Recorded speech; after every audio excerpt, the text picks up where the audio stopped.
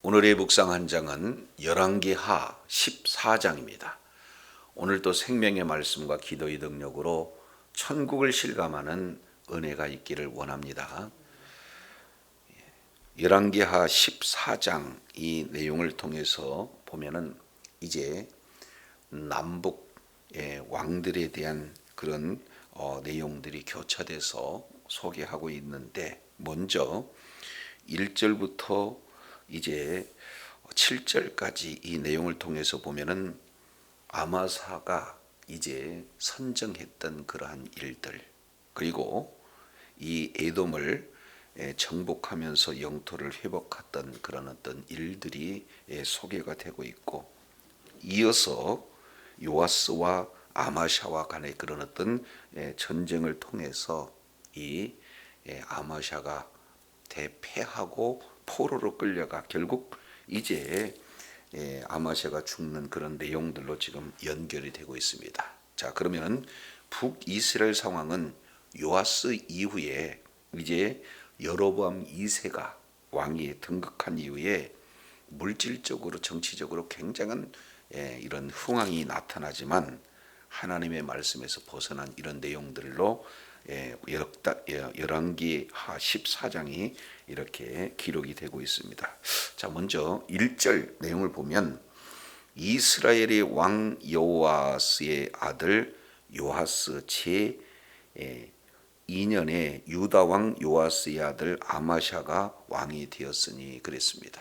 자, 이제 북이스라엘 왕들과 남유다의 왕이 사실은 이름이 같은 그런 동명이인이 꽤 등장하죠. 오늘 1절 내용을 통해서도 보면은 북이스라엘도 요아스가 있고 남유다 왕도 요아스가 있어요.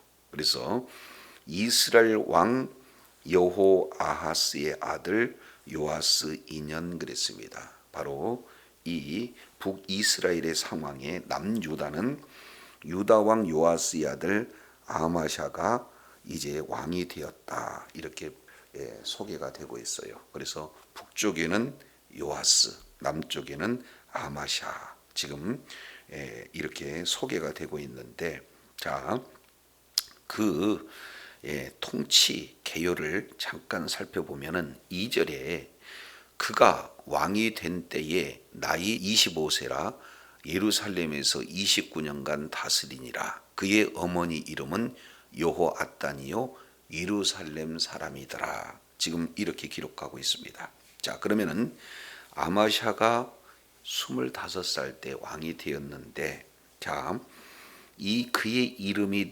어머니 이름이 소개가 되고 있는데 여호앗단 그랬어요. 그러니까 여기서 여호앗단이라고 하는 것은 여호와께서 기뻐하신다라는 그런 뜻을 가지고 있습니다. 그리고 예루살렘 사람이었다라고 이렇게 기록하는 그런 내용을 통해서 보면 이제 이 아마샤 이런 어머니의 신앙 지도를 잘 받아서 신앙 속에서 잘 이렇게 양육이 되었다 하는 이런 배경을 우리가 살펴볼 수가 있어요. 자, 그렇다면 이 아마샤 전체 통치 평가는 어떻게 내려질까? 3절 내용입니다.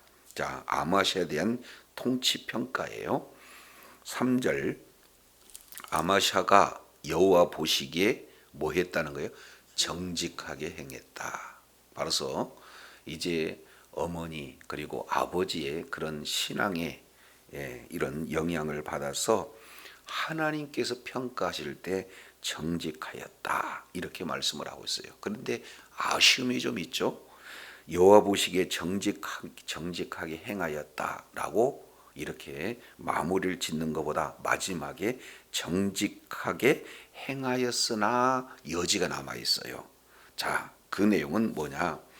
그 조상 다윗과는 같이 뭐예요? 아니하였다, 이렇게 말하고 있어요. 그러면은 이제 잘 계속해서 열왕기 하 내용을 통해서 보면은 남북 왕들의 그런 어떤 통치 기준이 이렇게 소개가 되고 있습니다. 그래서 주로 남왕국들은 그 통치 기준에 있어서 다윗 조상 다윗의 행한 그런 길과 같이 행하는 것이 남유다 왕국의 하나의 기준이라면은 북이스라엘은 뭐예요? 느바세 아들 여로보암의 죄를 따라 행하였다. 이렇게 얘기를 하고 있어요.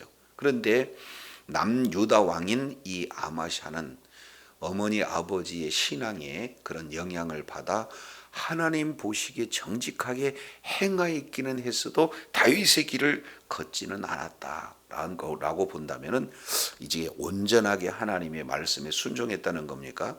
온전히 순종하지 못했다는 거예요. 그렇습니다. 온전히 순종하지는 못했다는 거예요. 자, 그러면 그 내용을 이어서 3절 하반절에 이렇게 표현을 하고 있는데 그의 붙인 요아스가 행하는 대로 다 행하였다 이렇게 말하고 있어요. 자, 그러면은 요아스는 처음의 신앙과 그리고 나중의 신앙에 큰 차이가 있죠. 자, 우리 잠깐 이 그 붙인 요아스가 행하는 그런 일들이 어떤 내용인가? 자, 열왕기하 장관 12장 우리가 살펴본 이런 내용이에요. 자, 12장 1절 예후의 7년 요하스가 위에 올라 예루살렘에서 40년을 다스리니라. 그의 모친 이름은 시비아라 브엘세바 사람이었다. 자, 2절이에요. 요아스가 제사장 여호야다의 교훈을 받을 동안에는 여호와의 보시기에 정직하게 행하였으나 3절 오직 산당을 제하지 아니하였으므로 다만 산당을 제하지 아니하였으므로 백성이 여전히 어디에요? 산당에서 제사하며 분향하였더라. 지금 이렇게 표현을 하고 있습니다. 그래서 역대하 24장 15절 이하 이 내용을 통해서 살펴보면은 이제는 산당에서 제사를 드림으로 말미암아 여호와 신앙에서 마침내 벗어나게 되어지는 것을 살펴볼 수가 있어요. 그래서 이제는 여호와 신앙이 아니라 우상을 숭배하는 신앙으로 변질되는 가장 기초의 그 출발점이 어디에 있어요? 산당을 제하지 않았다는 것. 여기서부터 출발되어져요. 자, 그러면 이제 처음 요아스는 여호야다의 교훈을 받았을 때는 하나님의 그런 보시기에 정직하게 행하였지만, 다른 말로 말씀대로 순종했지만 여호야다 죽은 이후에는 결국에는 산당을 제하지 않고 산당에서 제사가 진행됨으로 말미암아 이제는 여호와 신앙을 버리는 그 내용이 이제 아마샤의 아버지 요아스에 걸었던 그 길이에요. 자, 그런데 오늘 열왕기하 14장 3절 내용을 보면은 아마샤는 초창기 아버지 어머니 영향을 받아서 여호와 보시기에 정직하게 행했지만 다윗의 그런 어떤 길을 따르지 않았다. 그리고 그의 부친 요아스가 행하는 길을 이렇게 또다시 걸었다. 그 얘기는 뭘 얘기하는 겁니까? 완전한 하나님의 말씀에 순종한 그를 걷지 않았다. 이것이 하나님께서 아마샤 그런 어떤 통치 기간 내에 평가가 되어져요. 자, 그렇다면 이 핵심 내용이 사실은 어디 있느냐? 4절이에요. 자, 이제 4절 한번 보시죠. 오직 산당들을 제하지 아니하였으므로 백성이 여전히 산당에서 제사를 드리며 분향하였더라. 이렇게 말씀을 하고 있어요. 그러니까 궁극적으로 이제 우리가 살펴봤던 12장 3절 요아스가 산당을 제하지 아니하여서 이제 제 백성들 역시 마찬가지로 산당에서 제사를 드렸다라는 사실을 보게 됩니다. 자, 이 부분을 머릿속에 이렇게 기억하시고, 자, 15장 4절 한번 보겠습니다. 15장 4절 내용을 통해서 보니까 그의 아들 아샤라, 우시야죠. 아샤라가 15장 4절 이 내용을 통해서 보니까 오직 뭐예요? 산당은 제하지 아니하였고 백성들은 뭐예요? 여전히 그 산당에서 제사를 드렸다. 지금 이렇게 말하고 있는 것을 보게 되어집니다. 자, 그래서 이제 16장도 보시죠. 16장 16장 4절 내용을 통해서 보면은 산당과 작은 산 위와 모든 푸른 나무 아래서 제사를 드리며 분향하였더라. 이 내용을 말하고 있습니다. 결국 유다 왕 요담의 아들 아하스가 왕이 되었을 때도 똑같아요. 그러니까 다윗의 길을 걸어야 되는데 다윗의 길을 걷지 않았을 때 가장 그 핵심적인 바로 배경은 왜 다윗의 길을 걷지 않았느냐 봤더니 산당을 제거해야 되는데도 불구하고 제거하지 않았어요. 그러니까 여전히 백성들도 산당에서 제사를 드렸다. 지금 이렇게 말씀을 하고 있습니다. 자, 그러면 산당에서 제사를 드린다는 의미는 도대체 뭔가? 자, 우리가 신명기 12장 이 내용을 통해서 보면은 하나님께서 모세에게 가나안 땅에 들어가게 되어든 자, 어디에서 제사를 드리라고 아예 꾹 집어서 말씀을 하고 있느냐? 그것은 바로 이제 중앙 성소 사상이 잘 표현이 되어 있어요. 우리 잠깐 신명기 12장 내용을 한번 살펴보도록 하시죠. 신명기 12장 내용을 보면은 1절입니다. 내 조상의 하나님 여호와께서 내게 주셔서 얻게 하신 땅에서 너희가 평생에 지켜야 할 규례와 법도는 이러하다. 이렇게 말하고 있어요. 자, 그러면은 12장 2절 내용을 보세요. 그러면 이스라엘 백성들이 이제 약속의 땅 가나안 땅 들어가게 되었을 때 그 종교적인 그런 어떤 상황이 어떻게 되는가? 자, 2절이에요. 너희가 쫓아낼 민족들이 그들의 신을 섬기는 곳 장소죠. 우상 장소예요. 거기는 높은 산, 작은 산, 푸른 나무 아래든지 모든 것을 물어나고 그곳을 너희가 마땅히 파멸할 것이며 그랬습니다. 그래서 철저하게 가서 우상 섬기는 그 장소를 완전히 없애라. 그리고 본질적으로 3절입니다. 그 단을 헐고 주상을 깨뜨리고 아세라상을 불사르고 그 조각한 신상들을 찍어서 그 이름을 그곳에서 멸하라. 지금 이렇게 표현하고 있습니다. 그래서 우상 자체도 그리고 우상 섬기는 그의 바로 단 자체도 완전히 없애라 하는 이 내용이 첫 번째 주어지는 그런 어떤 명령이 되어져요. 자, 그러면 그 다음에는 어떻게 하느냐? 4절 너희 하나님 여호와께서 너희가 그처럼 행하지 말고 오직 너희 하나님 여호와께서 자기 이름을 두시려고 너희 모든 지파에서 택하신 곳 그가 거하실 곳으로 찾아가서 6절 번제 그리고 희생 11조 거제 이 모든 내용을 거기서 하라는 거예요. 이것이 중앙 성소 사상 그랬습니다. 그래서 반복적으로 소개되고 있는 내용은 자기 이름을 두려고 택하신 곳 바로 여기가 훗날 어떻게 되는 거예요? 예루살렘 성소가 되어지는 것을 볼 수가 있습니다. 자, 11절도 보면은 상반절에 자기 이름을 두려고 한 곳을 택한 그곳에서 나의 명하는 모든 것을 가지고 갈지니. 자, 14절 오직 너희의 한 지파 중에서 여호와의 택하실 그곳에서 너희는 번제를 드리고 그리고 뒤에 21절도 만일 내 하나님 여호와께서 자기 이름을 두시려고 택하신 그곳에서 내가 멀거든 이렇게 지금 표현을 하고 있습니다. 그러니까 계속 반복적인 내용은 하나님께서 택하신 장소가 있다는 거예요. 그래서 이 택하신 장소 이것이 중앙성소인데 이 중앙성소 외에서 제사를 드려서는 안 된다 하는 내용을 가나안 땅 들어가기 이전에 모세를 통해서 신신당부하고 있는 그런 어떤 내용이다 이렇게 볼 수가 있어요. 그래서 다윗 때 이제는 그 여부수성을 취해서 이제는 뭡니까? 예루살렘에 성전을 짓게 되어지죠. 그래서 성전을 짓는 이런 솔로몬 왕 이후에 거기에서 모두가 다 이제는 이스라엘 백성들이 절기를 이렇게 지키는 그런 장소가 예루살렘 성전 아니겠습니까? 그런데 중앙성소인 예루살렘 성전이 있음에도 불구하고 어디에서 지금 이러한 제사를 지냈다는 거예요?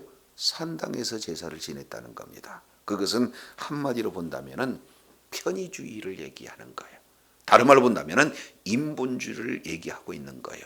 그러니까 이런 하나님의 그런 이름이 그곳에 있다는 것은 하나님이 임재한 곳 아니겠습니까? 그런데 그곳이 아닌 다른 장소에서 예배 행위가 이루어지지만, 제사 행위가 이루어지지만 이것은 철저한 인본주의다라는 사실을 보게 되어집니다. 그래서 오늘날 산당은 어떤 내용이 되어지는 겁니까? 이제 코로나 이후 상황 속에서 이런 부분들이 굉장히 많이 무너져요. 편의주의적, 실용주의적, 인본주의적 이런 예배 행태만 이루어지지 하나님의 말씀에서 벗어난 그런 행위들을 산당 여기에서 지금 찾아볼 수가 있습니다. 그래서 궁극적으로 이 산당에서 드려지는 그런 어떤 제사 때문에 결국 아마샤도 또 그의 아들 역시 마찬가지로 이제 이 범위를 벗어나지 못하는 이런 악순환의 가장 출발점이 산당 제사다라는 사실을 이렇게 살펴볼 수 있게 되어집니다.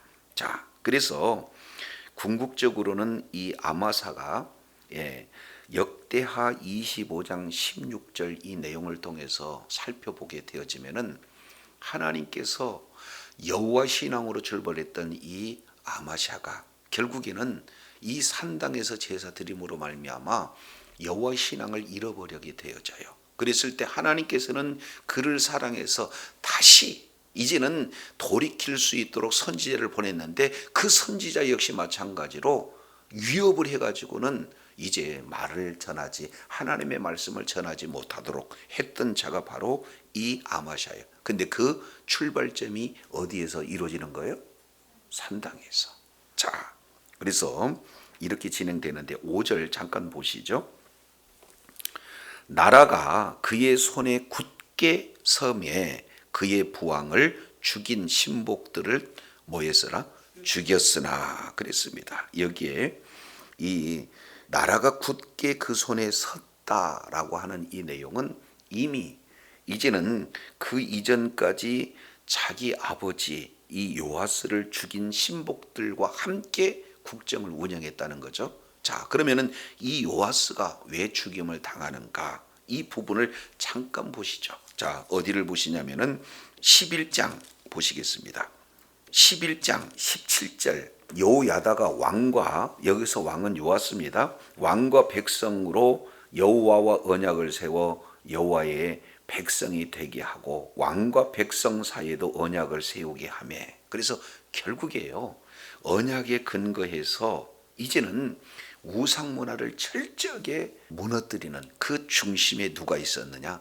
여호야다가 있어요. 그래서 여호야다가 요아스를 하나님의 말씀으로 잘 양육하고 요아스로 하여금 이제 완전히 종교 개혁을 앞장서게 했던 가장 이렇게 중추적인 역할을 누가 하느냐? 여호야다가 이렇게 하고 있는 것을 볼 수가 있습니다. 자, 그런데 12장 어디를 보시냐면은 19절 20절 보시죠. 요아스의 신복들이 일어나 모반하여 실라로 내려가는 길가 밀로 궁에서 그를 뭐했어요? 죽였어요. 자, 이 내용은 왜 그러느냐? 결국에는요 하나님의 이제 신앙에서, 여호와 신앙에서 결국에는 멀어졌던 그런 내용 가운데 이제 요아스가 취하고 있는 이런 내용들은 어떻게 되느냐? 이제 하나님의 말씀에서 점점 이렇게 벗어나게 되어져요. 그래서 요아스의 신복들이 일어나 모반해가지고 그를 죽이게 됩니다. 그리고 21절 하반절 내용을 보니까 그의 아들 아마샤가 대신하여 뭐예요? 왕이 되었다, 이렇게 표현을 하고 있습니다. 자, 그래서 북이스라엘은 왕을 죽이서 쿠데타가 일어나게 되면은 그 아들도 죽이잖아요. 그런데 남유다 왕국의 경우는 하나님께서 다윗과 하신 그 이런 언약 때문에 그 아들을 죽이지를 않습니다. 그리고 그 아들을 대신해서 왕으로 이렇게 세우는 거예요. 자, 그래서 시간이 지나면은 왕이 자리를 이제 국정 운영에 큰 이런 어떤 권위가 이루어지잖아요. 그랬을 때 오늘 자 14장 잘 보세요. 14장 5절 나라가 그 손에 굳게 섰다라고 한다는 것은 이 아마샤가 아직까지는 산당을 제하지 않고 산당에서 제사를 드리지만 그나마 왕은 지금 하나님의 말씀에 순종했고 그 순종한 결과 나라가 그 손에 굳게 섰다. 그 얘기는 이제는 왕으로서 어떻게 해요? 권위가 주어졌다라는 사실을 이렇게 살펴볼 수가 있습니다. 그래서 이제는 권위가 주어지게 되어지자 그 다음에 그 아버지를 죽였던 신복들을 이렇게 죽였다 이렇게 말하고 있습니다. 이제 그 이전까지는 왕의 권위가 사실은 약해져 있는 상태이기 때문에 그들이 또 왕으로 세웠기 때문에 그들에 의해서 이제 국정이 운영되었으나 하나님께서는 이제는 아마샤에게 뭐예요? 권세를 줘요. 능력을 줘요. 그래서 모든 정치적인 그런 정황상 이제 능히 그들을 이렇게 죽여도 될 만큼 이렇게 권력을 이렇게 갖게 됐을 그때 그들을 다 죽였다. 그런데 기준이 있어요. 왜 죽였는가 하는 그 기준 6절 내용을 한번 보시죠. 왕을 죽인 자의 자녀들은 죽였다 죽이지 않았다? 죽이지 않았어요. 왜 그랬는가? 이는 하고 설명하기를 모세의 율법책에 기록된 대로 함이라. 곧 여호와께서 명령하여 이르시기를 자녀로 말미암아 아버지를 죽이지 말 것이요 아버지로 말미암아 자녀를 죽이지 말 것이라. 오직 사람마다 자기의 죄로 말미암아 뭐 할 것이다?